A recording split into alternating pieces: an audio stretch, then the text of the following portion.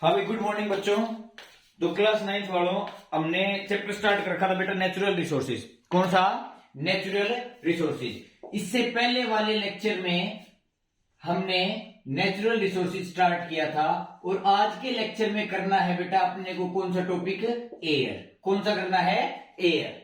तो एयर के अंदर क्या है? एयर की 5 लेयर्स होती हैं जो मैंने पीछे वाले लेक्चर में आपको याद करवाई थी एक ट्रिक से। क्या थी बेटा वो ट्रिक? तेरी सासू मां तो एक नंबर की। तेरी सासू मां तो एक नंबर की। इस ट्रिक को अगर देखना है तो आप पिछले वाली वीडियो में पार्ट 1 में देख लीजिए। और इससे हमने क्या बनाया था बेटा? T for troposphere, T for troposphere, S for stratosphere, S for stratosphere, M for mesosphere, M for mesosphere, T for thermosphere. और थर्मोस्फेयर का ही दूसरा नाम एक और होता है बेटा, कौन सा? आइनोस्फेयर। कौन सा? आइनोस्फेयर। और ई फॉर बेटा एक्सोस्फेयर। कौन सा? एक्सोस्फेयर। और ये ट्रिक कौन सी थी बेटा? तेरी सासू मां तो एक नंबर की, एक नंबर की, ये ट्रिक थी। तो आज बेटा हम एयर को डिटेल में स्टडी करेंगे। एयर में क्या होता है? जो एयर की, जैसे अपना बेटा अर्थ ये है, जो अर्थ का सरफेस है उसकी जो लोअर मोस्ट एयर की लेयर होती है बेटा वो कौन सी होती है? ट्रोपोस्फेयर। कौन सी होती है बेटा? ट्रोपोस्फेयर। ये ट्रोपोस्फेयर हर एक रीजन में एक फिक्स हाइट तक प्रेजेंट नहीं होती है, तो इसकी एक रेंज होती है बेटा ट्रोपोस्फेयर की। कितनी? 8 किलोमीटर से 20 किलोमीटर तक। मतलब ट्रोपोस्फेयर 8 किलोमीटर तक भी मिल सकती है किसी एरिया के अंदर, और किसी एरिया के अंदर ये हाइट 20 किलोमीटर तक भी जा सकती है। तो इसकी रेंज कितनी होगी बेटा? 8 किलोमीटर से 20 किलोमीटर तक जितनी रेंज होती है बेटा आपकी किसकी? ट्रोपोस्फेयर की। इतना हो गया बेटा। तो इसके बाद हमको क्या देखना है कि एयर है क्या चीज। हमको एयर को डिटेल में स्टडी करना है। तो एयर है क्या चीज? एयर है बेटा मिक्सचर ऑफ गैसेस। क्या है? मिक्सचर ऑफ गैसेस, जिसके अंदर nitrogen, carbon dioxide, oxygen, argon और डिफरेंट गैसेस अलग अलग प्रोपोर्शन के अंदर क्या होती है बेटा? प्रेजेंट होती है। तो एयर करेंगे सबसे पहले। एयर क्या है? Mixture of gases. क्या है बेटा? Mixture of gases. अब इस मिक्सचर ऑफ गैसेस के अंदर सभी गैसेस मिलेंगी, लेकिन सबसे ज्यादा पाए जाने वाली गैस कौन सी होती है बेटा? नाइट्रोजन। कौन सी होती है? नाइट्रोजन बेटा, जो आपका N2 के फॉर्म में मिलती है। किस फॉर्म में मिलती है बेटा? N2 के फॉर्म में। और इसका परसेंटेज कितना होता है? 78%। कितना होता है बेटा? 78%। दूसरे नंबर पे जो आपकी गैस आती है बेटा, जो ज्यादा प्रेजेंट होती है दूसरे नंबर पे, वो कौन सी है बेटा? ऑक्सीजन। कौन सी है? ऑक्सीजन, जो किस फॉर्म में मिलती है? O2 की फॉर्म में मिलती है बेटा। और ये कितने परसेंट प्रेजेंट होती है? 20%। ठीक है जी। उसके बाद आपकी CO2, कार्बन डाइऑक्साइड, CO2 होती है बेटा, वो कितने परसेंट प्रेजेंट होती है बेटा? ये ध्यान से देखेंगे, 0.03। ऑक्सीजन की सिर्फ इतनी ही अमाउंट होती है अपनी एयर के अंदर, और बाकी जितना पोर्शन बच गया 1%, उसी में सारी जितनी भी बाकी गैसेज है वो प्रेजेंट होंगी। तो एयर में पाए जाने वाली सबसे ज्यादा गैस कौन सी होती है? नाइट्रोजन।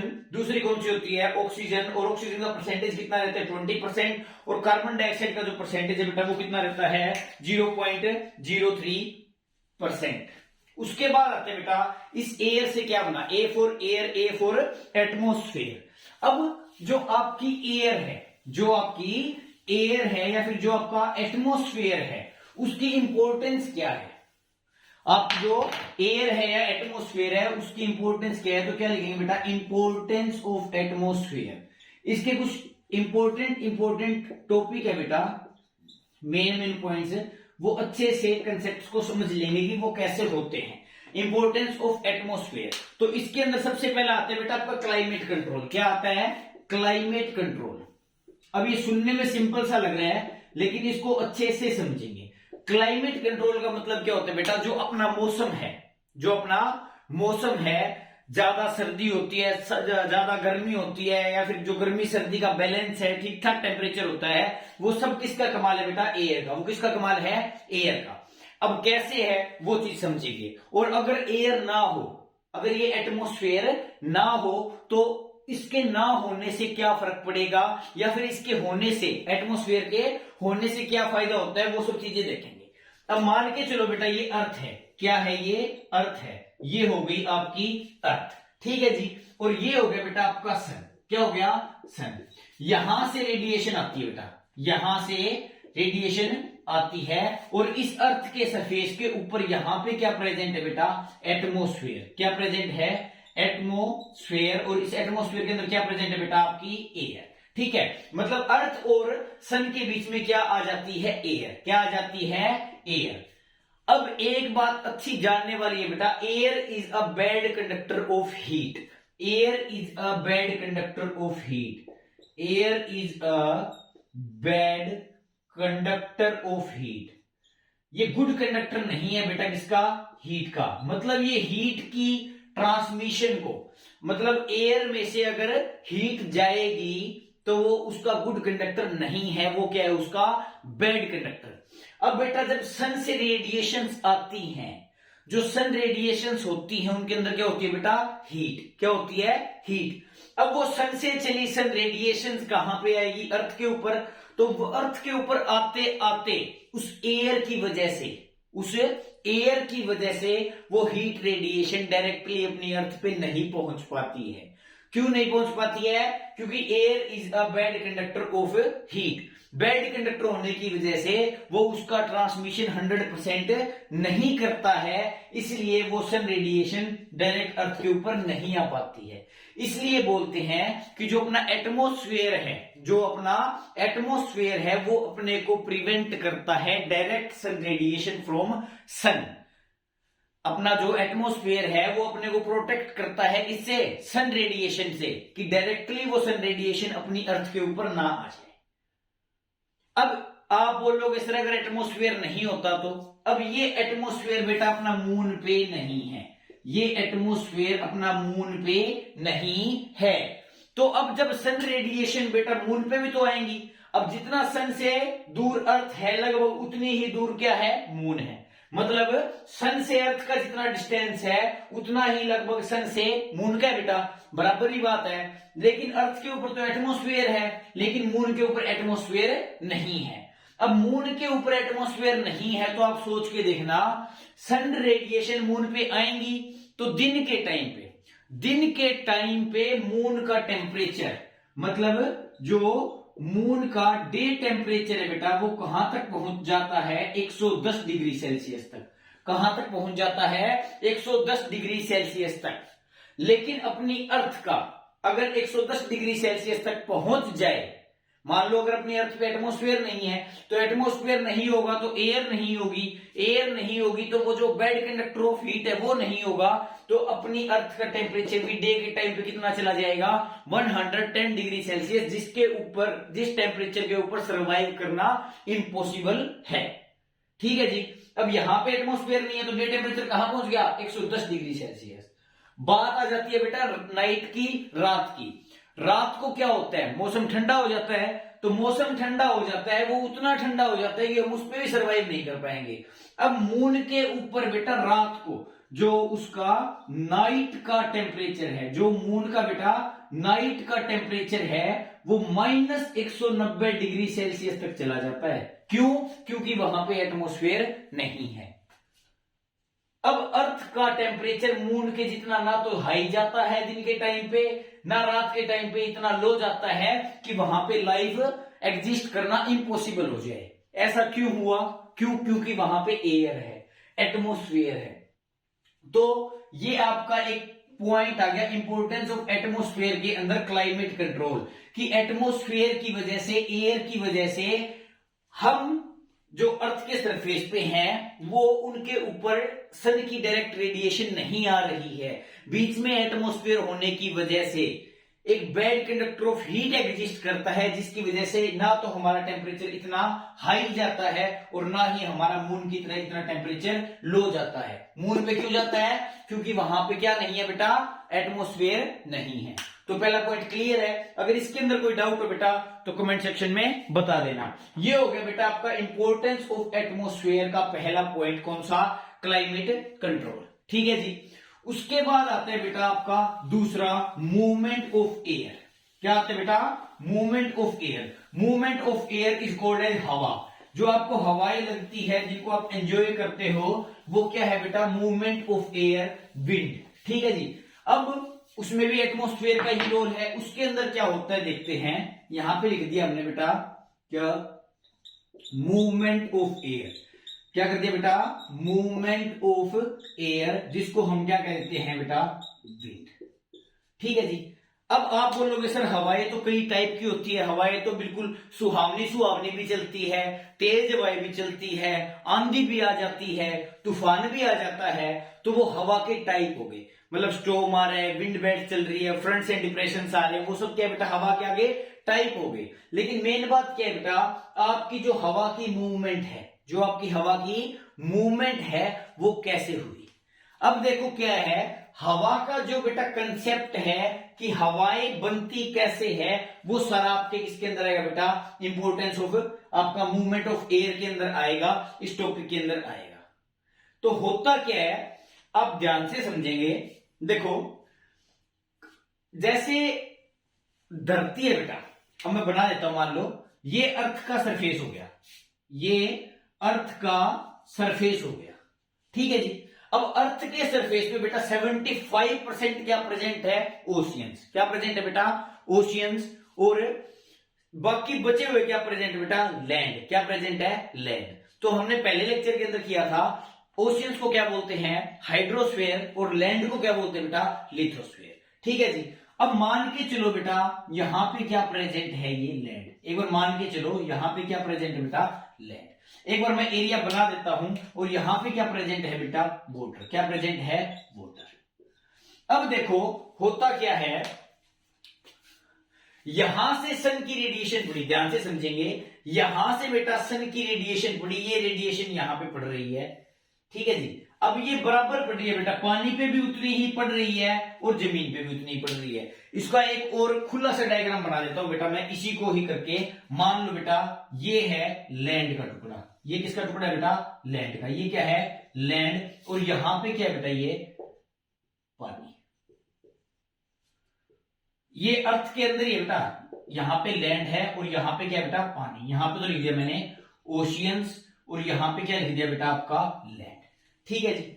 अब देखो बेटा, सन की रेडिएशन यहां पे पड़ेगी, लैंड पे भी पड़ेगी और ओशियन पे भी पड़ेगी। ध्यान से समझेंगे, सन की रेडिएशन यहां पे लैंड पे भी पड़ेगी और बेटा ओशियंस पर भी पड़ेगी। अब आप बताओ कि जब सन रेडिएशन ओशियन पे भी पड़ रही है एक साइड और लैंड पे भी पड़ रही है, तो जल्दी गर्म कौन सा होगा भाई? पानी जल्दी गर्म होगा या फिर जमीन जल्दी गर्म होगी? ऑब्वियस सी बात है, कौन गर्म होगा? लैंड। कौन गर्म होगा? लैंड। मतलब यहां पे जो लैंड है वो ज्यादा गर्म होगी इन कंपैरिजन टू ओशियन। ठीक है जी। अब ये लैंड भी हीट रिलीज करेगी और ओशियन भी हीट रिलीज करेगी। तो जो लैंड के ऊपर पाए जाने वाली एयर है, दो टाइप की एयर होगी बेटा। एक तो जो इस लैंड के ऊपर पाए जाने वाली एयर है वो होगी आपकी लैंड एयर। ठीक है जी। और एक जो ओशियन के ऊपर पाए जाने वाली एयर है वो कौन सी होगी बेटा? आपकी ओशियन एयर। तो यहां पे लिख दिया बेटा मैंने क्या? Land air. और यहां पे क्या लिख दिया? Ocean air. क्या लिख दिया बेटा? Ocean air. अब आप मेरे को बताओ बेटा, लैंड एयर ज्यादा गर्म मिलेगी या फिर ओशियन एयर ज्यादा गर्म मिलेगी? ऑब्वियस सी बात है बेटा, लैंड एयर ज्यादा गर्म मिलेगी। क्यों? क्योंकि लैंड ज्यादा गर्म है। क्योंकि लैंड ज्यादा गर्म है। अब लैंड ज्यादा गर्म थी तो लैंड के ऊपर पाई जाने वाली हवा भी ज्यादा गर्म होगी। ओशियन कम गर्म था तो ओशियन के ऊपर पाई जाने वाली एयर भी कम गर्म होगी। मानते हो? तो मतलब जो लैंड के ऊपर पाई जाने वाली एयर है वो ज्यादा गर्म है, ओशियन के ऊपर पाई जाने वाली एयर बेटा वो कम गर्म है। तो यहां पे हम लिख सकते हैं वार्म एयर। क्या लिख सकते हैं बेटा? Warm air. क्या लिख सकते हैं? Warm air. और यहां पे हम लिख सकते हैं बेटा कूल एयर। क्या लिख सकते हैं? Cool air. यहां पे लिख दिया बेटा मैंने कूल एयर। आ गई बात समझ में? अब यहां पे वार्म एयर है बेटा, यहां पे कूल एयर है, समझते चले जाएंगे। वार्म एयर के अंदर जो एयर प्रेशर होता है बेटा वो होता है लो। क्या होता है? Air pressure low. तो यहां पे क्या लिख देंगे हम? लो एयर प्रेशर। क्या लिख देंगे बेटा? लो एयर प्रेशर। और जो कूल एयर का जो एयर प्रेशर होता है वो क्या होता है बेटा? हाई। तो यहां पे क्या लिख देंगे बेटा हम? High air pressure. क्या लिख देंगे बेटा? High air pressure. आपने फिजिक्स में पढ़ा होगा बेटा, कोई भी चीज मूव करती है तो वो high pressure to low pressure करती है। कोई भी चीज अगर बेटा वो मूव करती है तो वो high pressure to low pressure करती है। अब ये जो यहां पे एयर है ये हाई एयर प्रेशर है, और जो यहां पे एयर प्रेजेंट है बेटा वो क्या है? आपकी लो एयर प्रेशर है। एक बार अब इस सन को बेटा रब कर देते हैं, या फिर इस सन को थोड़ा ऊपर बना लेते हैं। यहां पे बना दिया बेटा हमने सन, और यहां से आ रही है ये रेडिएशन। ठीक है जी। अब ये जो एयर मूव करेगी बेटा high air pressure to low air pressure move करेगी, ये विंड इधर से इधर को मूव करेगी। तो ये क्या होगी? Direction of wind. Direction of wind ये होगी बेटा आपकी मूवमेंट ऑफ एयर, जिसको हमने क्या बोल दिया? विंड। क्लियर है? एक बार रिपीट करवा देता हूं। देखो मान लो बेटा ये जमीन है और ये समुद्र है, इन दोनों पे सन की रेडिएशन पड़ी, दोनों पे सन की रेडिएशन पड़ेगी तो बेटा लैंड जल्दी गर्म होगी या ओशियन? लैंड गर्म होगी। मतलब जो लैंड है उसका टेम्परेचर ज्यादा है इन कंपैरिजन टू ओशियन। अब बेटा जो लैंड के ऊपर पाई जाने वाली एयर है उसको क्या बोल दिया? Land air. ओशियन के ऊपर जो पाई जाने वाली एयर उसको क्या बोल दिया बेटा? Ocean air. अब मैं कहता हूं लैंड एयर ज्यादा गर्म होगी या ओशियन एयर? तो ऑब्वियस सी बात है बेटा लैंड एयर ज्यादा गर्म होगी, क्योंकि लैंड ज्यादा गर्म है। धरती क्या है बेटा? गर्मी फेंक रही है। ओशियन क्या है? गर्मी फेंक रहा है। क्यों? क्योंकि वो सन रेडिएशन की वजह से गर्मी हो चुकी है, मतलब वो हीट हो चुके हैं। तो आपकी जो लैंड एयर है बेटा वो क्या होगी? ज्यादा गर्म होगी। ओशियन एयर है वो कम गर्म होगी। इसलिए इन दोनों को कंपेरेटिवली इसको हमने क्या बोल दिया बेटा? वार्म एयर, और इसको मैंने क्या बोल दिया बेटा? Cool air. क्या बोल दिया? Cool air. अब बेटा जो वार्म एयर है, जो वार्म एयर है उसका लो एयर प्रेशर होता है, कूल एयर होती है बेटा उसका हाई एयर प्रेशर होता है। हमने पढ़ा हुआ कोई भी चीज मूव करती है बेटा वो अपना प्रेशर ग्रेडियंट के अकॉर्डिंग मूव करती है। High pressure to low pressure अपना मूवमेंट करेगी। तो ये एयर की मूवमेंट कहां से कहां पे होगी? High air pressure to low air pressure. तो हवा किस साइड गई बेटा? इस साइड। तो उसको हमने क्या बोल दिया बेटा? Direction of wind. अब मेन बात क्या है बेटा? जो आपने ये मूवमेंट पढ़ी है, जो आपने बेटा ये वाली मूवमेंट पढ़ी है, ये डे टाइम में पढ़ी है। डे मतलब जब सूरज की रोशनी धरती पे और समुद्र पे सन रेडिएशन गिर रही थी। तो ये कब हो गया बेटा? During day time. During day time. During day time. ठीक है जी, क्लियर है? उसके बाद आ जाती है बेटा रात की बात। उसके बाद आ जाती है बेटा रात की बात। अब यहां पे करेंगे बेटा हम ड्यूरिंग नाइट। During night. इसमें भी क्या करो बेटा? यहां पे लैंड बना लो। क्या बना लो? लैंड बना लो। और यहां पे ये क्या बना दिया बेटा हमने? नीला नीला सारा आपका ओशियन। क्या बना दिया बेटा? आपका ओशियन। क्या बना दिया? ओशियन। ठीक है जी। ये विजिबल है या नहीं है? यहां से विजिबल है। ठीक है जी।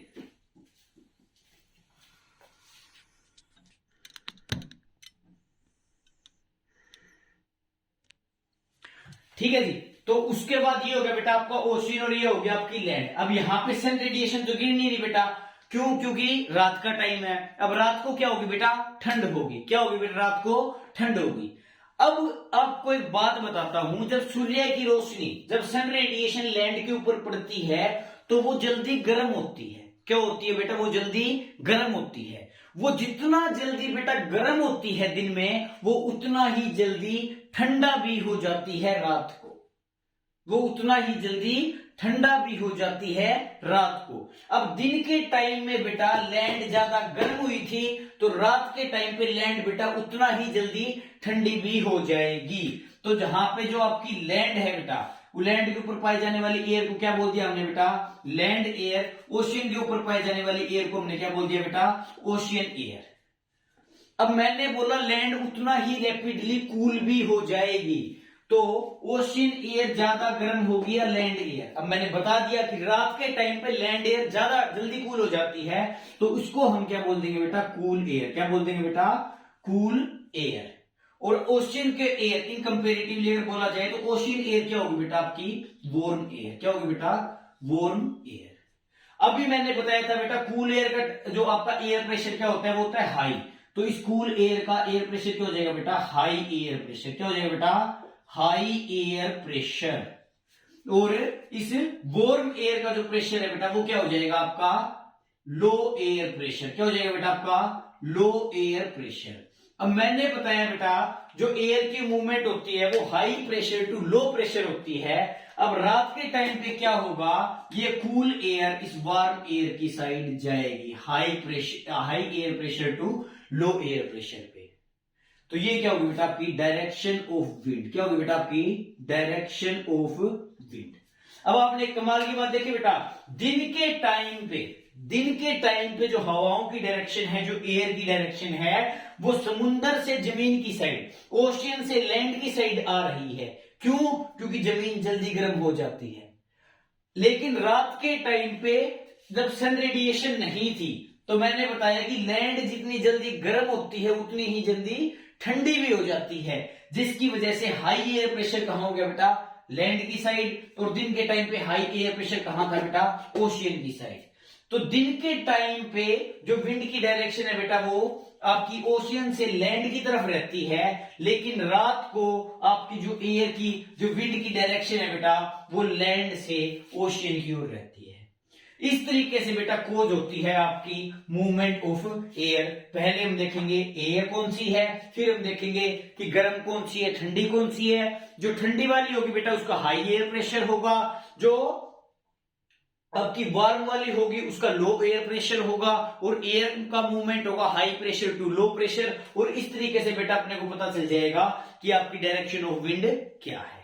इतना क्लियर है भाई? इसका स्क्रीनशॉट ले लो, इसको नोट कर लो, कोई डाउट हो तो कमेंट सेक्शन में बता देना। ये तो होगी बेटा आपकी सिंपल मूवमेंट ऑफ एयर।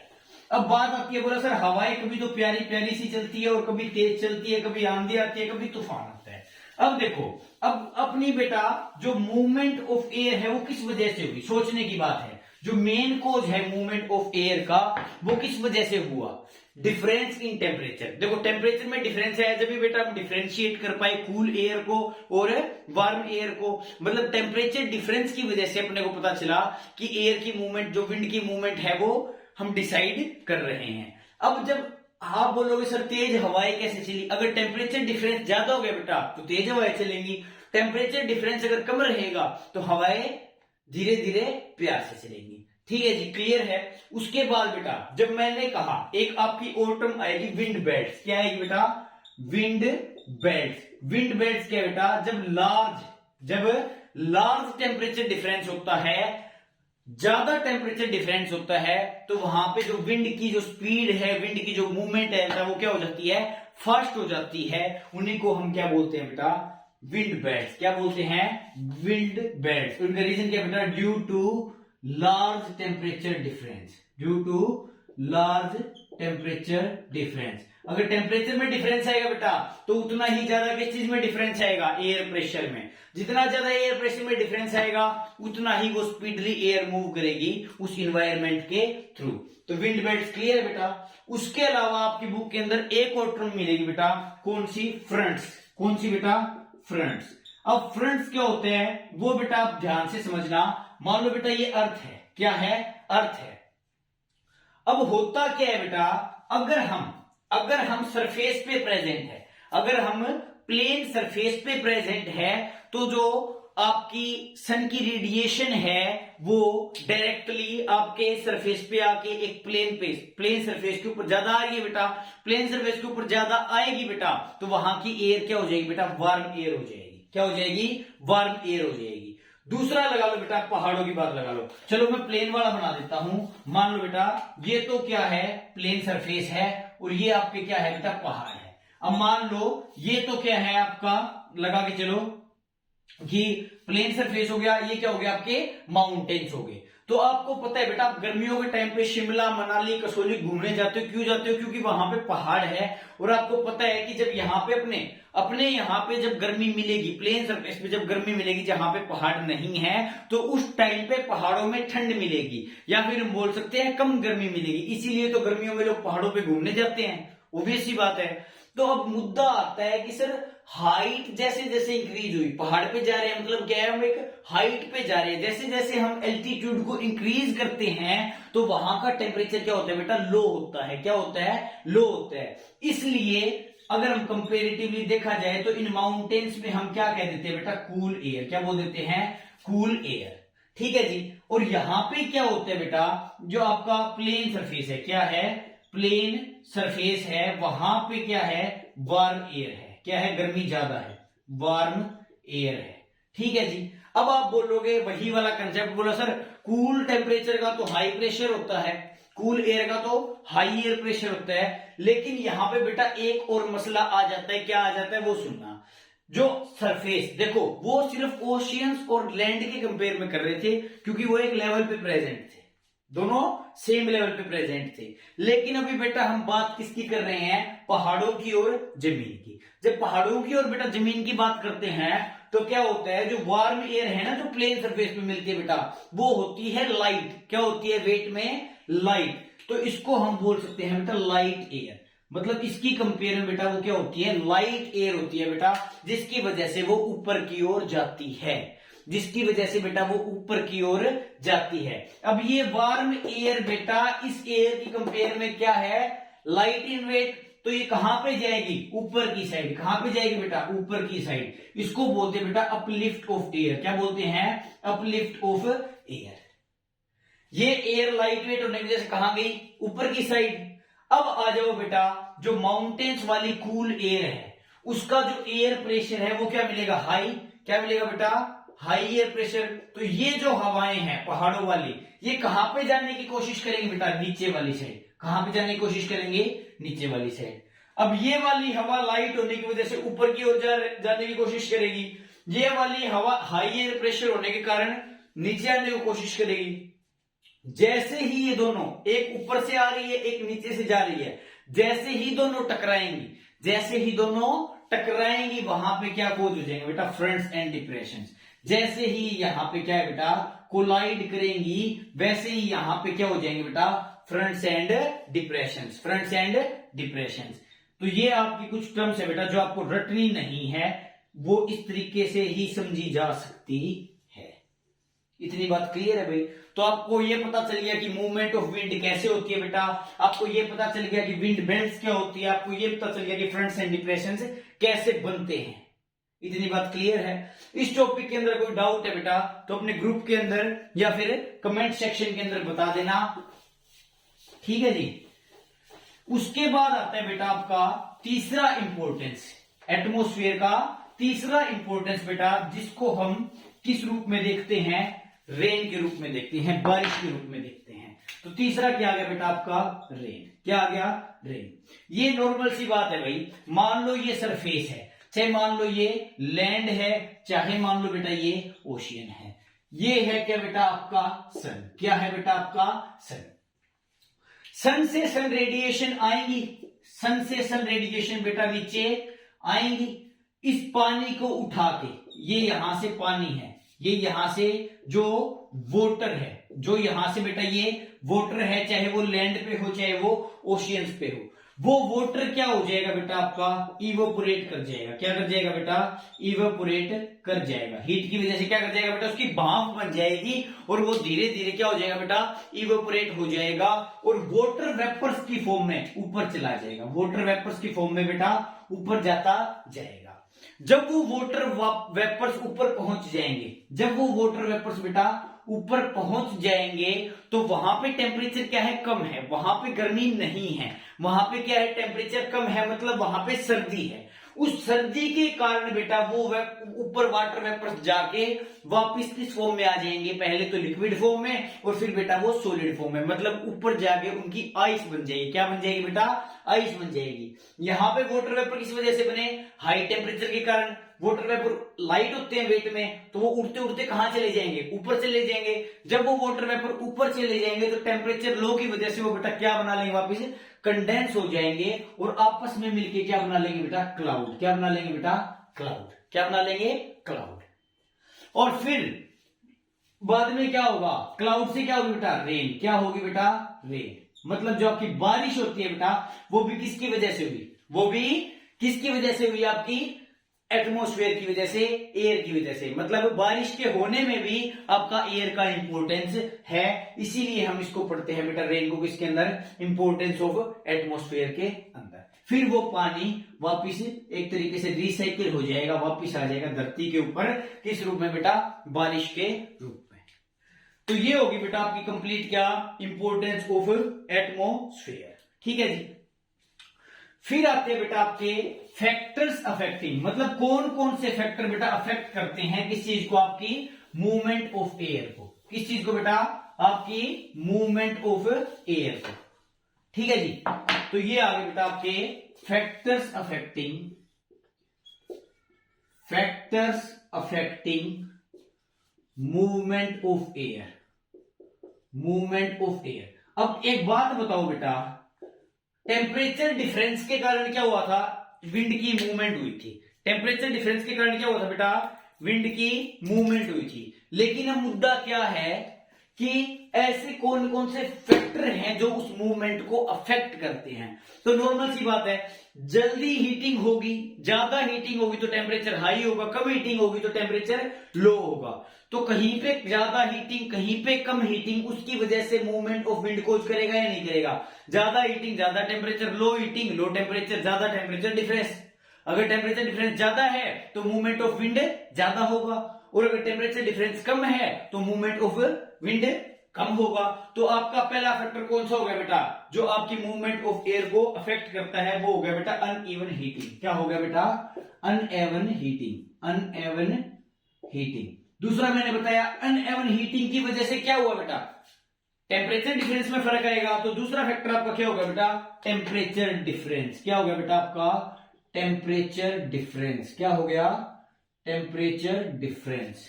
तीसरा आता है बेटा आपका वेपराइजेशन, मतलब वाटर वेपर का बनना, वाटर वेपर का बनना, वेपराइजेशन, जो अभी हमने बेटा रेन के अंदर पढ़ा था।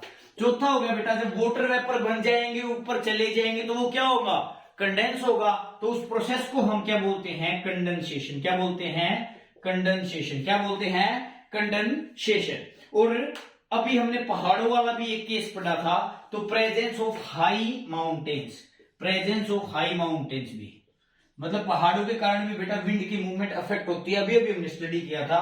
तो क्या हो गया बेटा आपका, प्रेजेंस ऑफ हाई माउंटेन्स। ये बेटा वो फैक्टर्स हैं जो आपकी मूवमेंट ऑफ एयर को अफेक्ट करते हैं। इतनी बात क्लियर है भाई। अब करते हैं बेटा हम क्या, अब देखो जैसे एयर है, वाटर है, सोइल है, अगर इनके अंदर गंदगी आ जाए, इनके अंदर अगर गंदगी आ जाए तो उसको हम क्या बोलते हैं बेटा, पोल्यूशन। क्या बोलते हैं, पोल्यूशन। एयर के अंदर अगर पोल्यूटेंट्स आएंगे तो एयर पोल्यूशन, वाटर के अंदर पोल्यूशन आएंगे तो पोल्यूटेंट्स आएंगे तो वाटर पोल्यूशन, सोइल के अंदर पोल्यूटेंट्स आएंगे तो सोइल पोल्यूशन। मतलब पोल्यूटेंट्स क्या हुए बेटा, वो मटेरियल जो उसको दूषित कर दे, उसके अंदर गंदगी फैला दे, वो क्या होते हैं बेटा, पोल्यूटेंट्स। जो मटेरियल पोल्यूशन कोज करते हैं वो क्या हो गए, पोल्यूटेंट्स। पोल्यूटेंट्स अगर वाटर में है तो वाटर पोल्यूटेंट्स, अगर पोल्यूटेंट्स सोइल में है तो सोइल पोल्यूटेंट्स, अगर वो पोल्यूटेंट्स वाटर में प्रेजेंट है तो वाटर पोल्यूटेंट्स। वो सब हो गए बेटा पोल्यूटेंट्स अलग अलग। ठीक है। तो अभी हम क्या कर रहे थे बेटा, एयर। क्या कर रहे थे, एयर। तो अभी हमको क्या पढ़ना है बेटा, एयर पोल्यूशन। क्या पढ़ना है, एयर पोल्यूशन। एयर पोल्यूशन में पाए जाने वाले पोल्यूटेड मटेरियल कौन से होंगे, एयर पोल्यूटेंट्स। कौन से होंगे बेटा, एयर पोल्यूटेंट्स। इतनी बात क्लियर है भाई।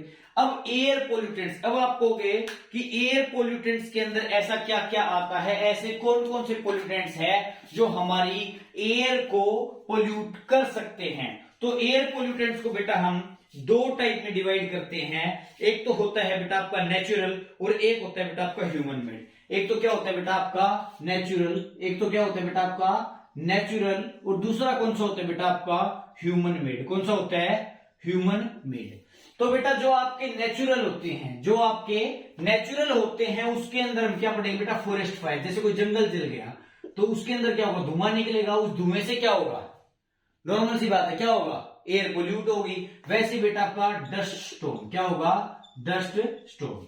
ह्यूमन मेड में बेटा हम इतने ज्यादा व्हीकल्स चलाते हैं, वो पोल्यूशन ही कॉज करते हैं, एयर को ही खराब करते हैं, वो व्हीकल्स आ जाएंगे बेटा, वो इंडस्ट्रीज आ जाएंगी, वो सारी की सारी क्या करती है बेटा, आपकी एयर को पोल्यूट करती है। तो ये मोटे तौर पे आपकी क्या होगी बेटा, एयर पोल्यूटेंट्स की क्लासिफिकेशन क्या होगी, एयर पोल्यूटेंट्स की क्लासिफिकेशन। इसके अलावा एक और टर्म होती है बेटा जिसको हम क्या बोलते हैं, एसपीएम। क्या बोलते हैं बेटा, एसपीएम।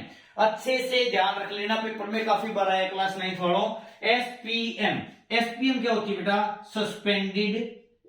Suspended particulate matter. क्या होती है बेटा, सस्पेंडेड पर्टिकुलेट मैटर। मतलब ऐसा मटेरियल बेटा जो एयर के अंदर आने के बाद, ऐसे छोटे छोटे पार्टिकल्स जो एयर में एक बार आ जाते हैं तो एयर के साथ उड़ते रहते हैं, एयर में ही फ्लोट करते रहते हैं, वो ऐसा नहीं होता। एक सेकंड,